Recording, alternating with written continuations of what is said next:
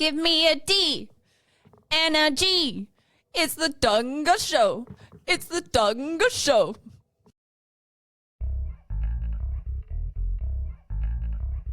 Hey, coffee lovers, Dawg here to tell you about our favorite new brew, Green Army Coffee. That's right, Dawg. Green Army Coffee isn't just delicious, it's coffee with a mission. They're veteran-owned, and every cup supports those who serve. You can taste the dedication in every roast. Whether you're fueling up for the day or winding down, they've got the perfect blend for you.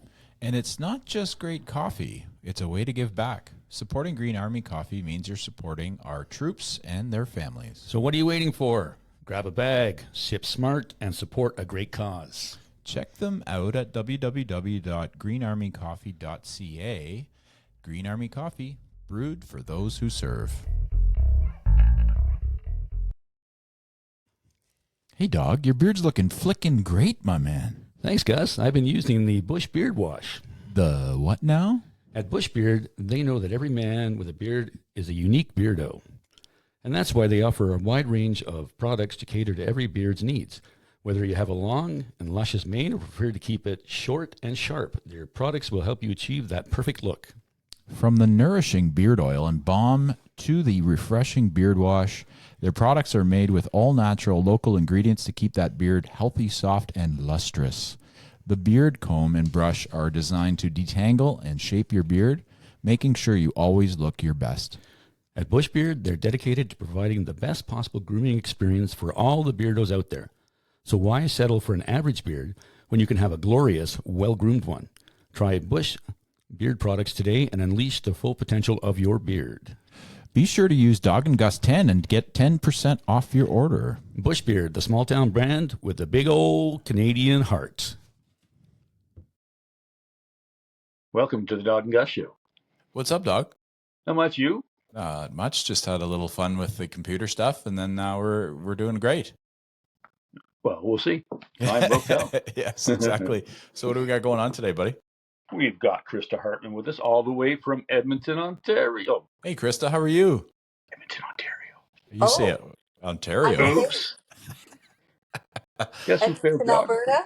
Yeah, I think, Alberta? Yeah, Dawg's geography is not very good, that's for sure. That's not true. My geography's quite good. Well, I think you messed that one up pretty good. I did very, very badly, yeah. Yeah. Well, thanks again, Krista, for joining us and spending some time with us. Well, thanks for having me. We love your stuff. I was listening to a bit of your music, getting prepared. Should have probably prepared the computer a little better, but that's okay. We got into it. What was your? I mean, I would love to ask you right off the bat, like, what was your experience working with Ron Sexsmith? Well, it was excellent serendipity that happened there because at the time I had hired Don Kerr to record my album, and he had told me that Ron was in town in Toronto.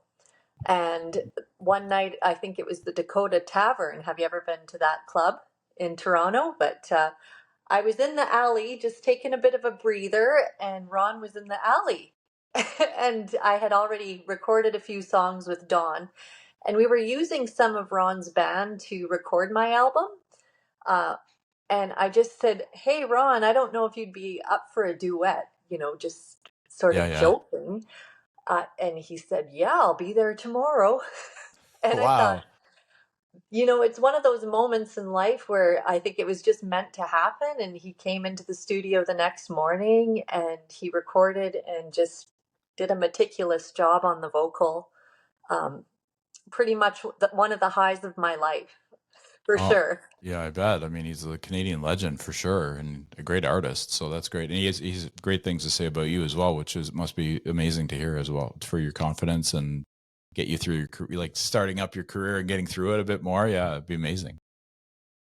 Yeah, I mean, he's beyond talented as a songwriter and artist, and in Canada, one of the best of the best. So it was definitely one of the most unbelievable experiences of my life, for sure. Awesome. That's great. Mm-hmm.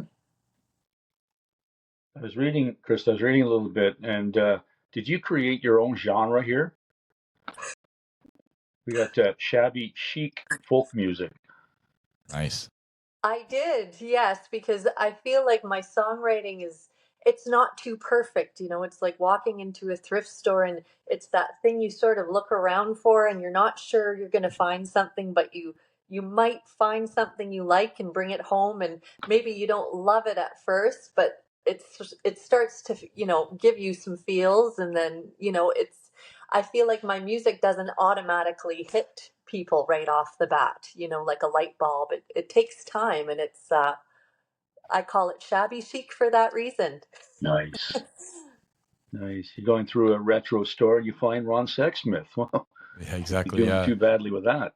You miss all the shots you don't take. So that was a great shot in the alleyway. That's for sure. Yeah, definitely. So how did it all begin for you? How did you start getting into music, like making music yourself? Well, it started when I was, back in Peace River, my hometown, and my dad always played guitar and had, a Gibson Les Paul, and he'd bring me down a guitar, and there wasn't much to do in my hometown, right? So he brought the song And I Love Her by the Beatles, and it was a picking tune. And at the time, he couldn't teach me how to pick, but there was a guitar teacher there that knew the song very well, and I learned through tablature. And I started meeting with this guy once a week, and I don't know what he was thinking, but he was giving me cigarettes at the time when I was only like 14, and we'd sit up in his studio and he'd teach me how to pick.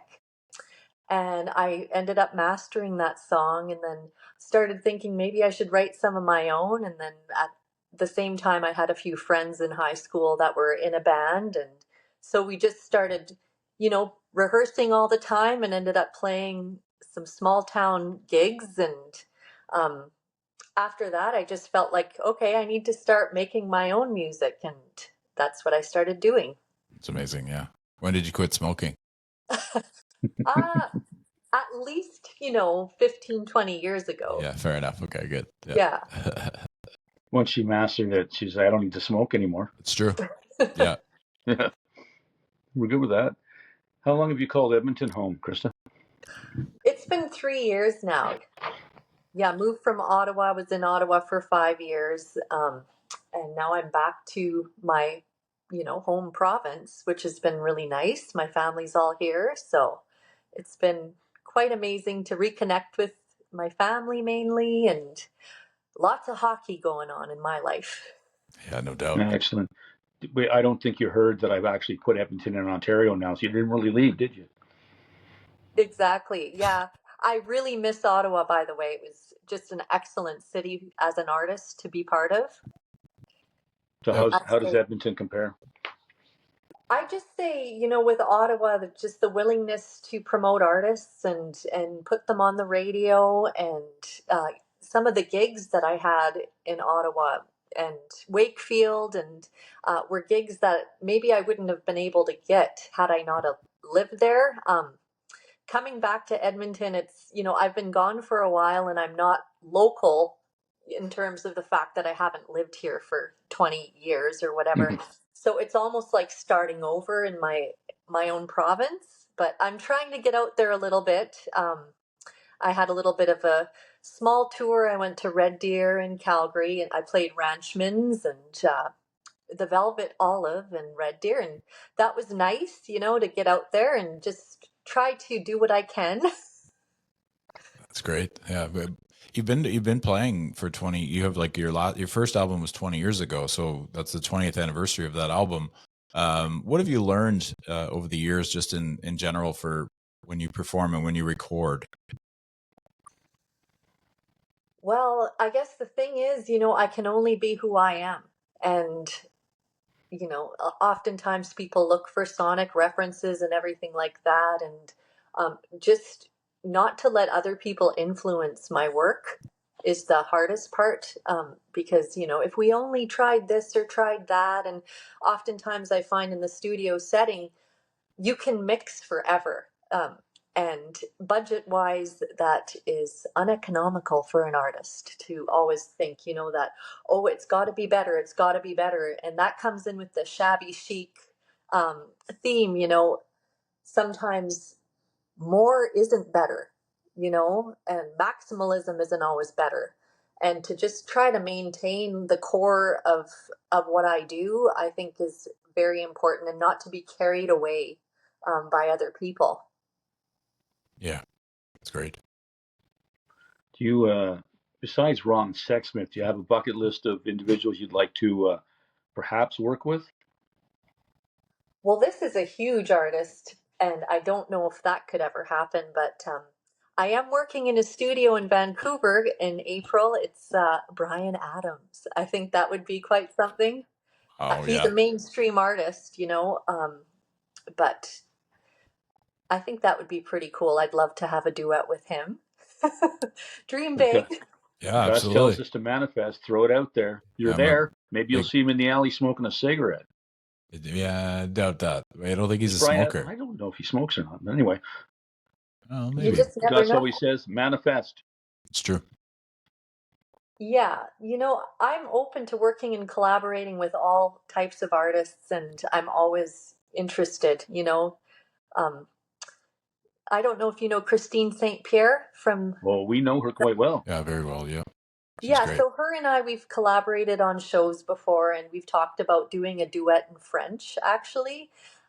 So she's an artist that maybe we might work together in the future. Oops, pardon me. That's okay. Low power mode came on, but yeah, I'm always up for it.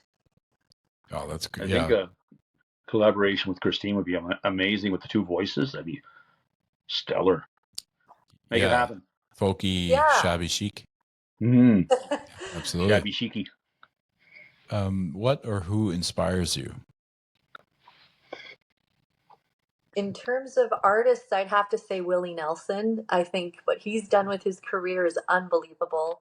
Bob Dylan, I don't know if you guys have seen the movie that just came out, but the amount of albums the man has recorded, and he's just stuck with it when he's in his 80s. It just is inspiring to me. Yeah, I haven't seen the movie yet, but I've heard really great things, so I think I'm gonna put that on my list for sure. He's got a little bit of talent, that guy, and the other guy too. Some. They're okay. Yeah, I love Willie. That's like my bucket list to see him live. But Willie's awesome. he's only Yes, 90. I'm looking into tickets. He's going to Florida right away in February, sorry. And I'm just about to push.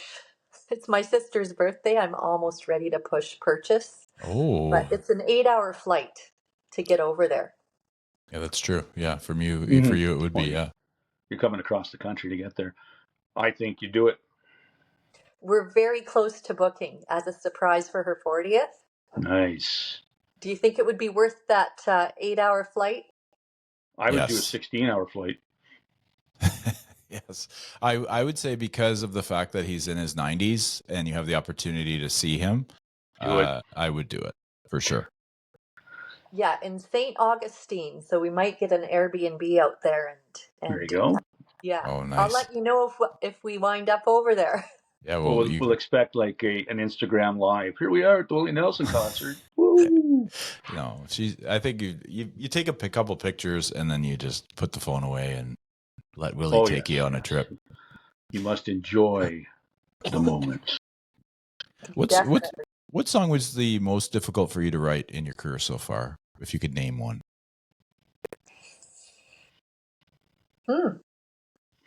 Well, right now I'm working on some songs for my upcoming album, and there's a lot of songs that I have, and I just, honing them in to me has been a bit of a challenge. Also because it's just, as an artist, tough to know what your best work is sometimes, right? And so I find that now that it's my fifth, I'm going over and I'm editing and editing and editing my songs almost to an anal state. And so I'd feel like this album that I'm working on right now has caused a lot of challenge, for sure. Most of the songs on it. Yeah. I guess the new ones always would bring up more like challenges, because you don't know what you're going to write about until you write it. Does that make sense? Yeah, it's that, and you want it to be better than the last work that you've recorded. So I guess you're more picky. as a songwriter. I think we lost your friend. Yes, We we lost did. Dawg. We Oh, did, yeah. darn.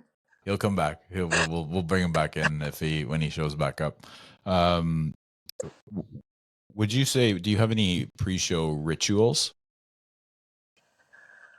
I think for me, I have to be alone and have some time to walk, and write down my set list and everything. And it's really tough to talk to people in the audience before a show. I just need some time to myself and to breathe. I also like to have a swim before I perform and clear my mind and just visualize, the set. Oh, that's great. Yeah. Hmm. Maybe some physical activity gets the juices flowing a bit. Yeah, calms the nerves, and Yeah. the breath So work is really great for singing as well. I bet. Yeah. Have you heard of the Wim Hof method? Is that something that you've seen? Yeah, I love that. Yeah. Have Yeah. you? Yeah. I Do you did have an ice bath? yeah, I'm a big, I do that actually. It's great for me. I find that, the 2 minutes, if you ever want to feel like something's taking a long time, do 2 minutes in an ice bath. It's a experience. It's like, and but it's very, like you were talking about, like visualization and stuff, and you're only focusing on your breath is basically what you're doing in an ice bath. And yeah, I love it actually. It's because it's hard, and I like to do hard things because I feel like that's how you grow. Hmm. But yeah, it's a cool thing. And I did the Wim Hof method, and I do it in the morning for 8 minutes, so it's definitely helpful. It's calms you. It does a lot of things for you. De-stresses you a bit. Good for Um, you. so I guess Ron Sexsmith was your biggest career highlight so far. So maybe I won't ask that question, but the last song that you wrote recently, what is it about? I actually wrote a song today, If I Was God. Wow. Okay. Yeah. Um, just taking into account the fires that have happened and everything, and what would I do if I was God, in the world. It came to me pretty quickly, actually. Um, yeah, that one, and then I've written one called The Vixen about a friend that was irritatingly beautiful, Oh, wow. and I'm really excited about that one. She at 20, she had the attention of everybody. Everywhere we went, it was like a lineup of men. She sort of had that Shira effect, Oh, yeah. and so yeah, that one's coming along really well as well. Oh, that's cool. And do you find that when you're writing it, like having a friend or somebody that experiences are basically what you write about? Like you talk about your Canadiana and all the Canadiana roots that you have. Does your experiences in different cities come into play? Is that something that you would say? Yeah, it all comes into play. On my voice memos, I have about 300 of them. Yeah. And for me, it's hard to choose the ones that are going to stand the test of an album, right? So it's whatever keeps coming back and echoing to me, I find are the ones that make it to the recording process, but it's trial and error for sure. Yeah. Yeah. And technology is so, helpful in that way because you can use those voice notes. Do you find that you take advantage of the technology out there that helps you do your job a little better? Definitely voice memos is top on my list for technology. I don't have a home studio, but I do just use my phone, and yeah, it comes in very handy. It's also great on a flight too, because when you don't have Wi-Fi or anything, you can just go onto your voice memos and do all your editing, and yeah.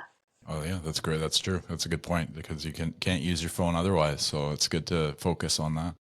Um, if you could play any venue in the world, what would it be? Well, in Canada, I think Massey Hall would be one of the top choices, Yeah. and Nashville, the Grand Old Opry would be one of my Yes. faves. Yeah. Oh yeah, that's a classic. Maybe with Willie, you could do a duet with Willie at the Grand Old Opry. Yeah, that would be unbelievable. Yeah. And there's also the Bluebird Cafe in Nashville that's on my wish list, but very difficult to get into. I heard they even rejected Chris Stapleton when he Really? was a young artist. Yeah, he drove there twice for 4 hours each time, and he arrived to play the open mic, and they told him he couldn't play. So I think it's really difficult to get into that one. Yeah, no doubt. I mean, if Stapleton, who can melt butter with that voice, can't get in, then be challenging for anybody. That's for sure. Dog, you're back, buddy. You hear Can me? you hear us? Yep. Yes. Yeah, my phone overheated. Oh, darn. Wow. We're having a good time with technology today. We asked about technology while you were gone. It was a good conversation. When you're doing your songwriting process, you talked about taking voice notes and such. What is that like? Like, how do you get into the mood? Do you just start writing, or do you just sort of, if something comes to you? How does that work for you? For me, I spend a lot of time solo in my home, and I'm an introvert, so I wait for the moment to hit me. I don't just sit down and say, okay, today's the day, and make an appointment with myself. I just do my household chores and see if anything comes, and it's usually around 3 o'clock in the afternoon, something will come in, Oh, a that's great. thought, and then usually I work with it until it's a finished song. But I'm not saying that's like it comes in waves. It's not every single day. Sometimes I'll go without doing anything for a few weeks, and then um, one week I'll get 3 to 5 songs, bang, bang, bang. So it's unpredictable. Yep. That's cool. You have to be a conduit. Exactly. Just go with the flow. Yeah, exactly. So when do you decide, okay, it's time to make another album? I have enough songs. Do you make sure you have more than 10? And then you kind of pick and choose how you feel the album's gonna go, and then pick those songs? Well, I promised myself I'd always make an album every 5 years, and I'm up almost to that 5 year mark now. And if I could, I'd be making one every year. But financially, it's really difficult to do that. So, I'm narrowing it down. I'm working with a producer here named Stu Kirkwood. I don't know if you've heard of him. Maybe I don't know. It does sound familiar. Yeah. Yeah, so we've put together 4 songs, and we're just sort of taking our time with it and seeing how it sounds. And then I have a session in Vancouver coming up, and yeah, just trying to get the sound I've always visualized. Yeah, that's cool. It must be different every time too, because it's like almost something anew, It is, and then the dynamic between, with working with a new person too, and figuring out the roles, and yeah, it's I think sometimes better to take your time, not just rush through it. Yeah, that makes sense. And being like, I always get interested when somebody says they're an introvert. So you're an introvert, but you play live music. So is that the out, like, does it take a lot out of you when you do a live performance because you need to rest after that, or do you kind of just go through spurts and then just take a rest after a while? Well, I think it took me a long time to understand that you have to connect with people after the show and talk to people. And in the earlier times, I just sort of would go play my set and then I would just walk off. But you have to try to push yourself to talk to other people. And yeah, that part doesn't come easy to me all the time, or to put myself out online and promote my work, but it's just part of the whole thing. And once I'm in it, I do enjoy, I do have that. I wouldn't say I'm a completely an introvert. I have a little bit of both, obviously. Yeah, of course. Yeah. I think every artist mainly does. Yeah. I think an extreme introvert would never do what most people do on stage. They would never get up there, and we'd probably end up killing them. Yeah, probably. Kind of got dark there. Say something, Gus. I can't hear you. You can't hear me. Oh, a little bit. Okay, well, it doesn't matter if you can hear me. Where do you see yourself musically in 5 years? If you could have a perfect 5 years from now. Well, I would probably have my 6th album out by that point, and just recording as much as possible.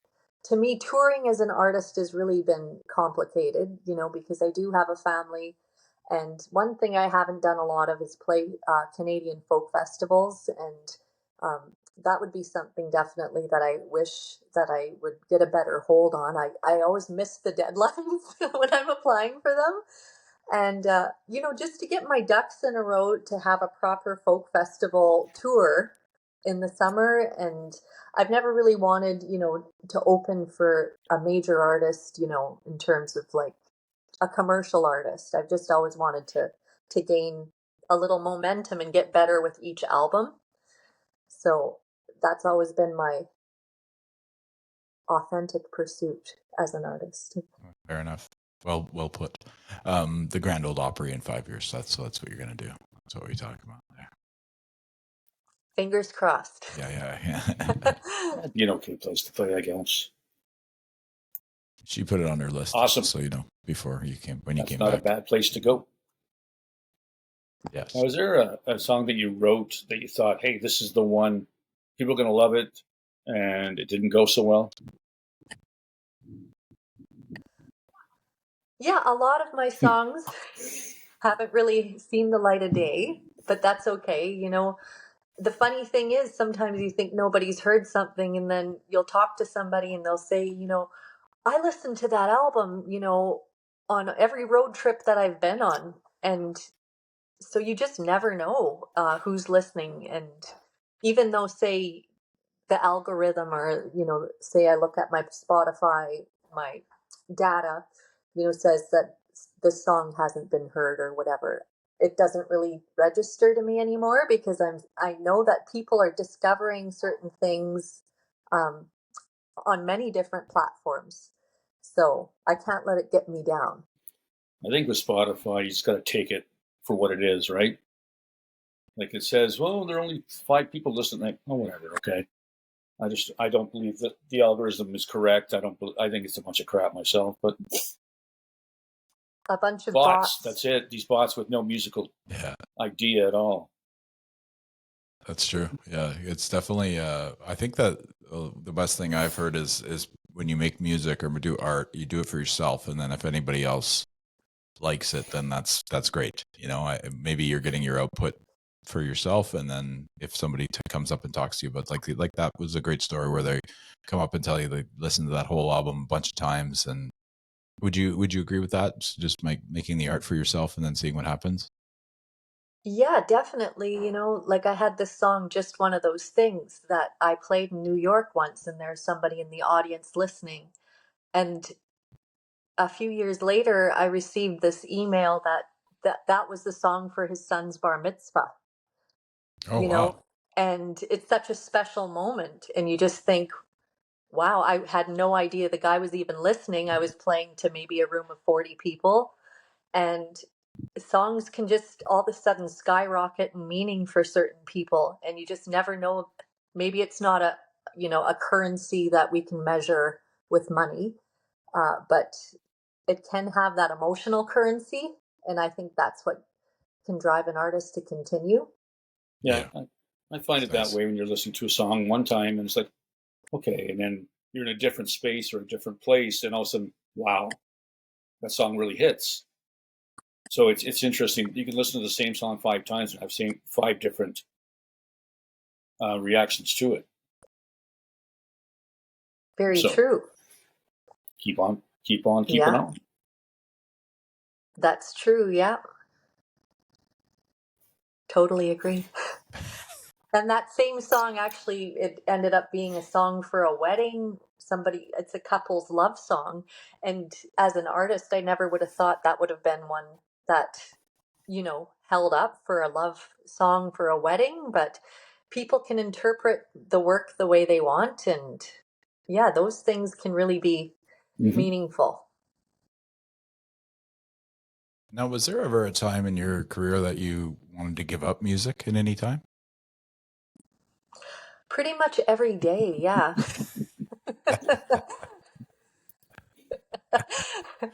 But it's what makes life interesting. And throughout the years, it's been the one thing that I can always count on, when everything's going into shambles. And it's a pastime that's kept my mind focused on something other than myself. It's so many times, you think about the results that I've achieved or whatever, and that is not really the reason I'm doing it. It's that side. It just I just don't meet a lot of people that have something that keeps them going. Their purpose, I would call it, right? You know, it's just, to me, it's something that if my house burnt down tonight, I'd know that I've recorded 5 albums and they're out there. And to me, that means something to me, maybe not to a million people, but it just has that value to me. For sure. Yeah. It's your life work, really, right? Exactly. Now, is there an album that you put on repeat? Like that, it's okay, I'm having a shitty day. Go throw this on, go listen to this song. It doesn't necessarily have to be your stuff. It could be anybody's. It could be Ron Sexsmith. It could be Bryan Adams.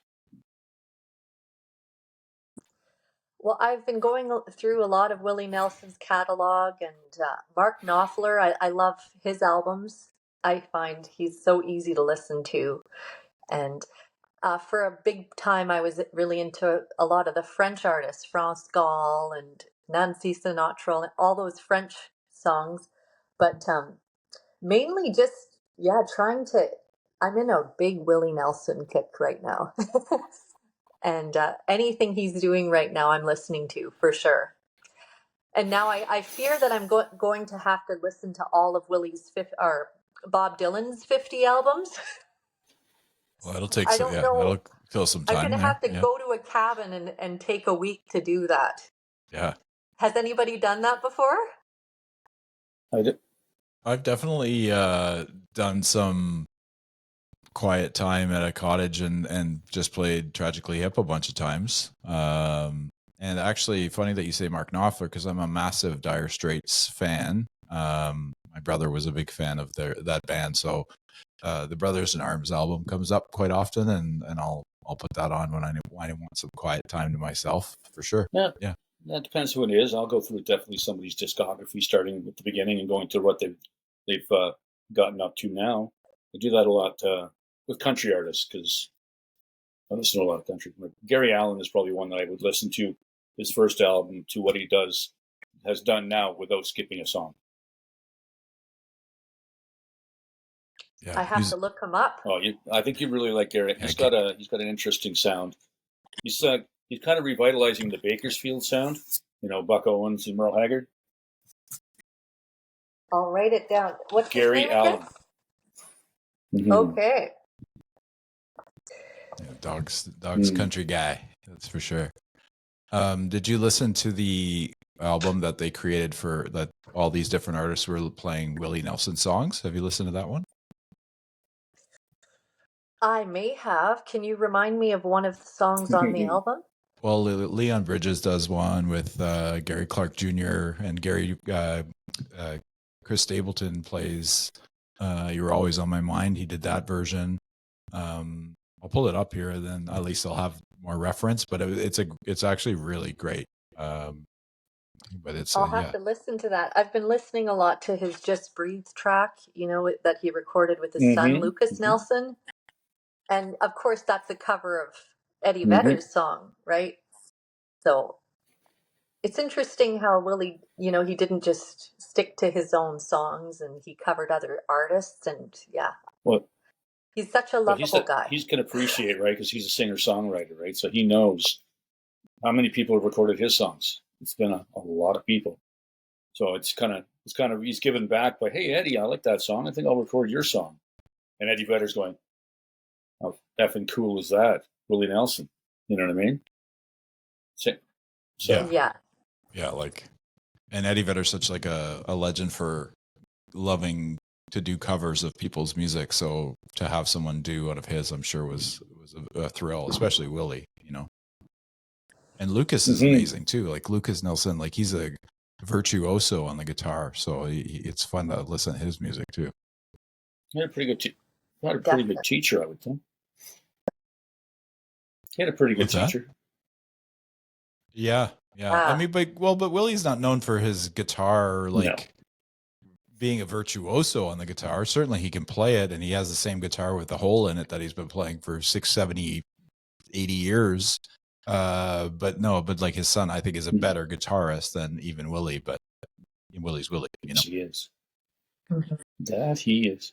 And I like the Highwaymen, and I love Waylon Jennings is like my favorite country artist. So yeah, definitely Willie comes up with him. So what we're saying here is that go to the show. yeah, I'm gearing up for it. Is this a surprise for your sister? It is, yeah. She has no clue. She thinks we're not doing anything Awesome. for her. So What a way to feel on your 40th birthday. My family's doing nothing for me. yeah. yeah, exactly. Yeah. So it's called The Long Story Short. This is the album that has all these different artists on it that play like, I don't know if you've heard of Gary Clark Jr., but he's again another tremendous guitarist that's come out in the last 10 years. 10 or 15, yeah. Yeah, he's unbelievable. I think you'd like him too. So We'll look it up for sure. how do you deal with creative blocks or performance anxiety?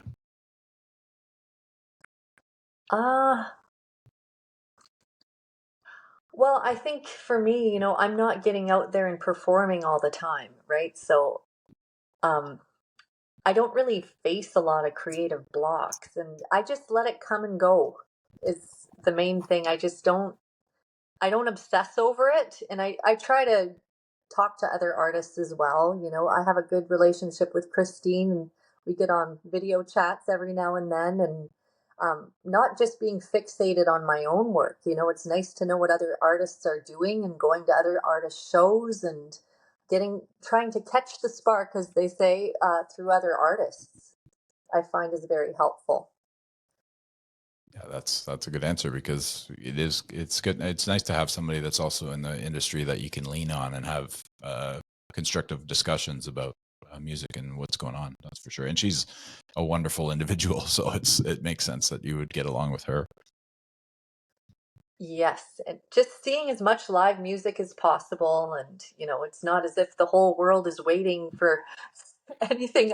You just have to do what you do and enjoy it. Yeah. When you go out to the shows, are you out there primarily as just a fan of music, or is the artist in you going, got a little pad of paper writing stuff down, or are you just there to enjoy the show?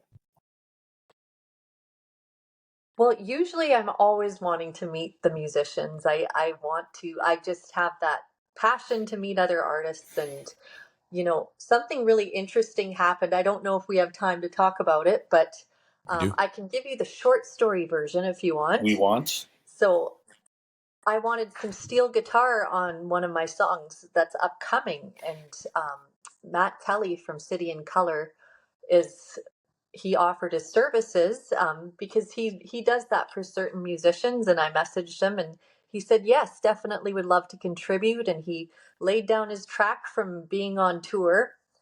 And my sisters and I were out that night in Edmonton, not like I'd say 2 weeks later, walking, on White Ave and whatnot. And we thought, oh, let's have a drink at the Black Dog.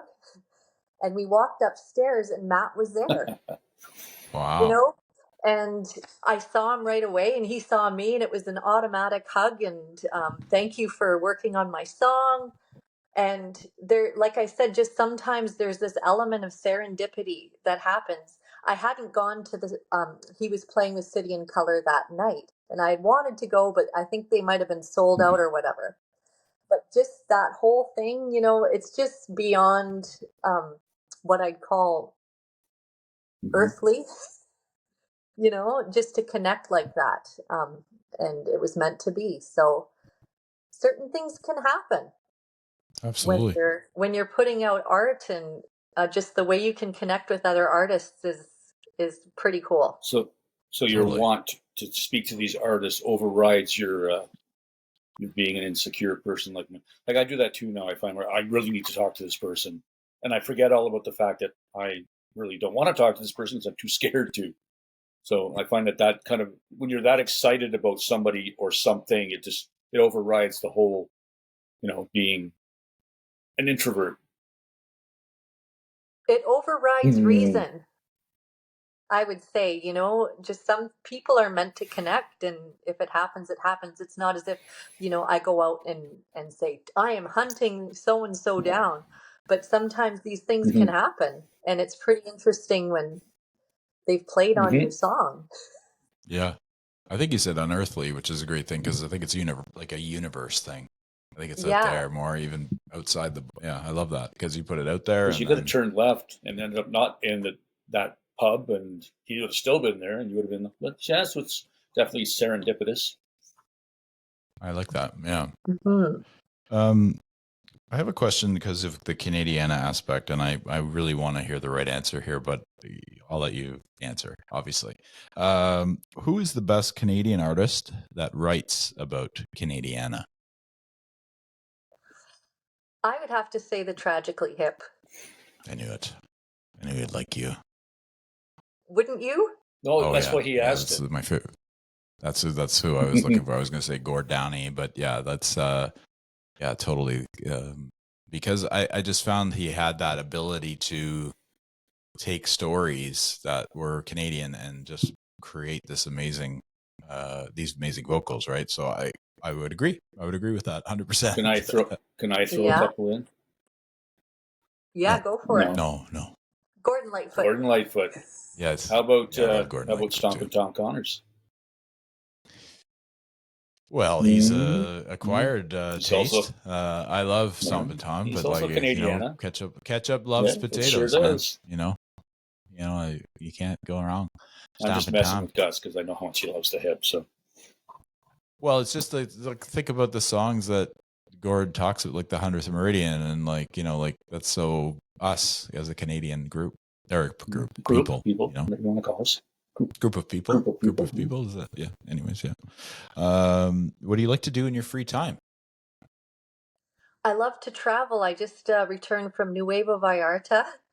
I was in Wow, nice. Bucerias area, and I find that really inspiring just to get away from normal routines and sit on a beach and walk the beach and get into the sun and get the vitamin D and, go to old bars and maybe have a margarita and Nice. talk to local people and speak a different language. Like I speak French, but trying to communicate with other people that may not be from your own culture, I find to be always cool. Mm. Totally. I love to like traveling like that is so good because the people that do cruises and stuff like that. I just don't just sit around and do nothing. It's not really my thing. I like to like get out and have proper Mexican food at a Mexican place and like not on a resort. You know what I mean? Like I love that too. So it makes sense to me. I'm thinking Yeah. she's more of an extrovert than introvert. She said she's I think mixed. she's more. More X, less int. It just depends who I'm with. If I'm out by myself, I'm not really, but if I'm, say, with some of my sisters or, going out is a completely different experience when you have your posse. Totally. But, being by yourself isn't always, I don't find it easy to engage with people on a social level if I'm out by, like, are you like that or? Dog's very introverted, but he does enjoy going out and listening to live music. And I'm the opposite. I'm like wildly extroverted. I like to talk to people that I don't know all the time and for no reason, really. It's almost probably annoying to some, but I don't care. That's an excellent trait. Yeah. It's some people say that, but some don't. I leave them and walk away. Yeah. So does my wife actually. She'll just keep walking to the seats because I'll meet 7 or 8 people that I actually know, or I hear a conversation and I just sort of butt in, and I'm like that. So some people like it, some don't. Yep. As long as it works for you. That's right. Does it work for you, Gus? Of course. I mean, yes. Yes, of course. I'm polite. I'm Canadian. I do it the right way. You do. Mm-hmm. I'm just turning on my light here. It's getting a bit dark. Well, it should be now. Yeah. It's I don't know what time it is. My phone's dead, and It's 5 o'clock. okay, so 7 o'clock in the old, or it's what, In 5 her- o'clock in her time. their time. That's right. You got something Nope. good for her or what? When's no, I'm just teasing. When you're talking to Christine, are you guys thinking of doing a duet? Are you going to do it like you're going to come to Ottawa? She's going to come out there. Or are we just going to do it in one studio and another studio and just put the song together? Well, we've talked a few times about doing stuff and touring and stuff. It's just the question is, when are we going to do it, not if we do it. So she's very busy too, and I'm sure we'll come to, we have to agree on the right song. I would like to do Rock Voisin's Hélène. I don't know if you've heard I that have. one. It's an old 80s song, and I think with two women singing it, it would be quite a powerful song. But then you have to think about permission from Rock Voisin and all of these things. And so she wasn't really down with that tune. So we have to come to an agreement on which song it's going to be. So it's going to be a cover. Well, we talked about a cover initially, but we haven't honed in on which one it would be. Any suggestions, Gus? Well, I don't know. I'd have to think about that a little bit further than just to spurt one out. But definitely both two strong women artists that I you like you said, it might be cool to you could do like Grace 2 by the Tragically Hip together or something like that, you know? I just lob that one in for you, boys. Yeah. Well, Grace 2, I mean, it's a song that could be very diverse. Twin Flames killed it, right? Twin Flames did a great job with it. Yeah, but again, it I could was be something suggesting totally different for sure. If you could read my mind, Okay. put Lightfoot. That would, I think you two good. could kill that. Or Sundown. True, yeah. You better I'm take writing care. them down. These are Oh, my good. suggestions because I love me some Gord and Downey and Lightfoot. Some good gourds. Good Canadian For gourds sure. for sure. What's the most important thing for a musician to remember? It's just to keep going. That's all. All it is keep going. Don't quit. It's not easy for anyone. And just, be easy on yourself, I would say. I think it's really hard. People can get really defeated, like, I'll be honest, I've had a lot of grant applications go south on me. I've applied for a lot of funding that's never come through. But there has been a lot of funding that has come through on other albums, right? And I find as I'm aging, it's not as easy as it was to get the grants that I used to get. And just not to feel defeated by that. That's exactly that the makes way to sense. go. That's good. Yeah. Mm-hmm. That's totally. Because it unfortunately our music industry does kind of focus more on younger acts coming up as opposed to established acts, and it gets harder. Like even like Willie Nelson and like Bob Dylan now, I'm sure are struggling. Like they're probably not struggling as much as maybe some other folks around. You know what I mean? But it's just like in country music, it's always the older artists that can't get on the radio anymore because they want to play this guy from wherever who's got one song, as opposed to an artist who's got 30 albums. So yeah, so just perseveres, I guess, is the point. Although I don't know if those two are looking for grants very often. I don't mean grants, but I just mean radio play and stuff. I mean. Yeah, no, I get that for sure. Although radio play would be like, because now they just have their own Sirius XM radio station, so they just they could play their songs and anybody else, So maybe that'd be a good goal in like 10 years. Krista is like having your own Sirius FM station. Yeah, that's right, Krista's channel.